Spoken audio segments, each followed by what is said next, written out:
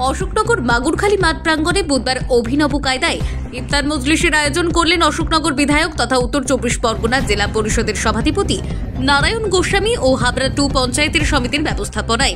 এদিন বিধায়ক নারায়ণ গোস্বামী আমাদের ক্যামেরার মুখোমুখি হয়ে বলেন, আমি বিধায়ক হওয়ার পর থেকে প্রতি বছর ইফতার মজলিস করি, কখনো শ্রীকৃষ্ণপুর, কখনো আবার বেড়াবেড়ি ঘুরিয়ে ফিরিয়ে আমরা করি। সর্বধর্ম সমন্বয়, সমস্ত ধর্মের প্রতি শ্রদ্ধা জ্ঞাপন করি। মুখ্যমন্ত্রীও বলেন, ধর্ম যার যার, উৎসব সবার। এমনটা নয়, কোনো ধর্মের কোরআন বলুন, গীতা বলুন, বাইবেলই বলুন, কোনো ধর্মের প্রতি অসত্যতার কথা কোনো ধর্মগ্রন্থে লেখা নেই। Bureau report, ND Bangla media.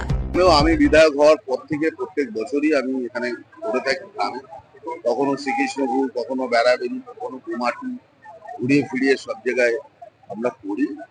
আমরা সর্বধর্ম সমন্বয়, সমস্ত ধর্মের প্রতি শ্রদ্ধা জ্ঞাপন করি। মুখ্যমন্ত্রীও বলেন যে ধর্ম যার যার, উৎসব সবার।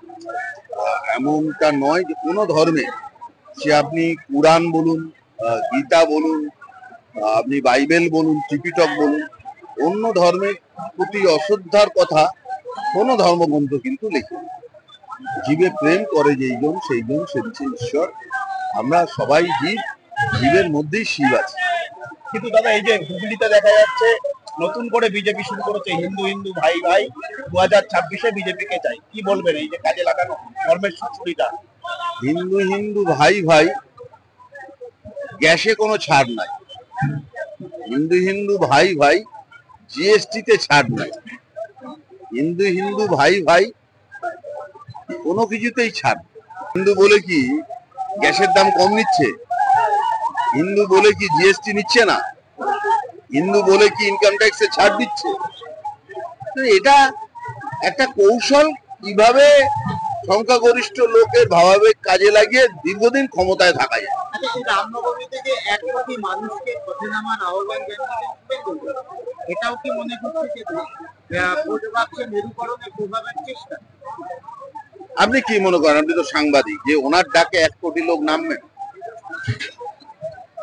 এই মুহূর্তে ভোট হলে 1 কোটি ভোট আছে তো বাংলায়। পাশাপাশি দাদা একটা প্রশ্ন, সেটা হচ্ছে যে এই যে অভিষেক বন্দ্যোপাধ্যায়ের আবার দলের সংগঠনের দায়িত্ব নেয়, কতটা উদ্বুদ্ধ হচ্ছেন আপনারা এবং কতটা সুবিধা হবে সাংগঠনিক ভাবে?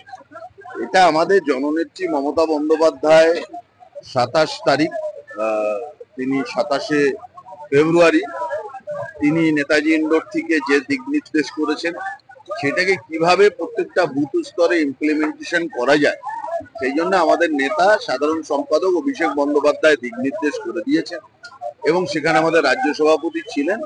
আমরা সেইভাবে সংগঠিত হচ্ছি যাতে করে ভুয়ো ভোটার তালিকাকে নির্ভুল করা যায়।